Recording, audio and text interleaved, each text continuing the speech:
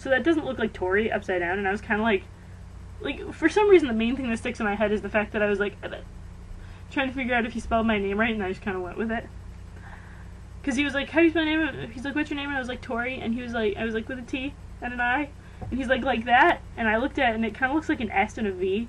And I was like, and he was like, is that how you spell it? And I was like, sure, yeah. Which it is, if you look at it right side up, it's Tori. But, and then he read it when he wrote, as he wrote the note, he read it out loud as he wrote it, so I'd know what it said, because he does have kind of weird handwriting. I think it's beautiful. I wish my handwriting looks like that. My handwriting looks like this! But yeah, it says, to Tori with love and fellow feeling, so, fellow feeling, like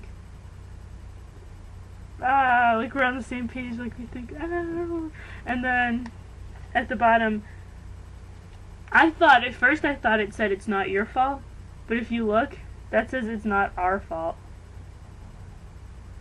And I don't know, just the hour, when I looked at that, I kind of, after I left the table where he was signing things, and I went over to the side, and I was standing with this girl, that I met there, and we were waiting for this other guy to come over who'd taken pictures of her and blah blah blah. But anyway, so she was like asking me what he'd said to me, and I pulled out my notebook to show it to her, and I just was telling her about why he wrote that at the bottom.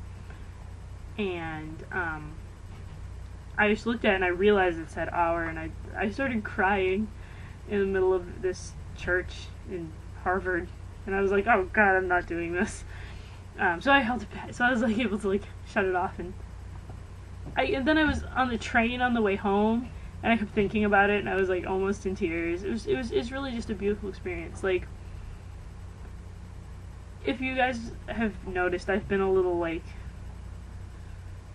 lately in my life. I don't know, there's been a lot of stuff going on, school-wise and life-wise, and just me kind of wondering where my life is going lately, like what I'm doing here, other than just taking up space and taking classes and watching Doctor Who, which is brilliant, of course, but like, you know, it's kind of like what I'm doing with my life, and how I'm gonna find something that I'm happy with, and like kind of becoming my own person away from my parents, and dealing with the fact that I don't agree with my parents on many, many, many, many things, almost everything now. And, you know, so I've kind of been going through this whole year since I started college, but especially in the last month or so, I've been going through kind of a difficult time, like emotionally and kind of mentally, and just like where I've been, like kind of been in a bad place. And, you know, as some people know, last week I found out I didn't get an RA job, so I don't know if I'll be able to come back to this school next year, or if I'll have to go somewhere else. I don't even know if I really want to come back to this school next year, if I want to try something new.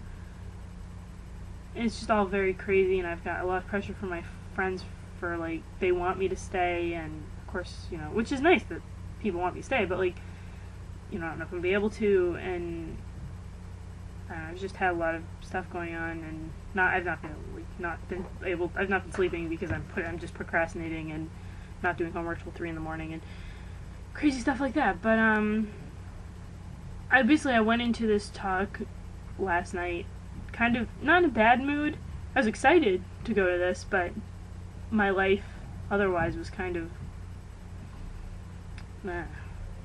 And I came out of it in a completely different frame of mind. Like, everything seemed a little, like, more, not like brighter, like some movie, but like, everything just seemed to, like, fit a little better. Everything seemed to make a little more sense. Like, I felt like I had my head wrapped on straighter, and, like, pieces in my head would fit together better. Like, things made more sense. So it was a very important night to me. Like, everything he said just really affirmed everything, like I said, articulated and affirmed everything I've been thinking for a very long time, and kind of just inspired me to kind of be a little more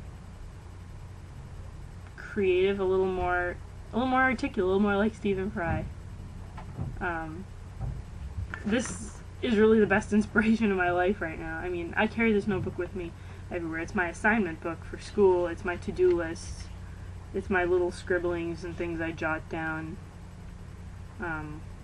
Because I have to make lists or I don't do anything. Or I panic or I freak out. And lists are a thing for me. And keeping this notebook and scratch pads and things are a thing for me, and this is a thing for me. And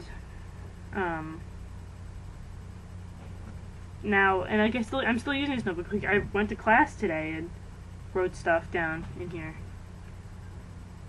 But now every time I open it, I'm gonna see that.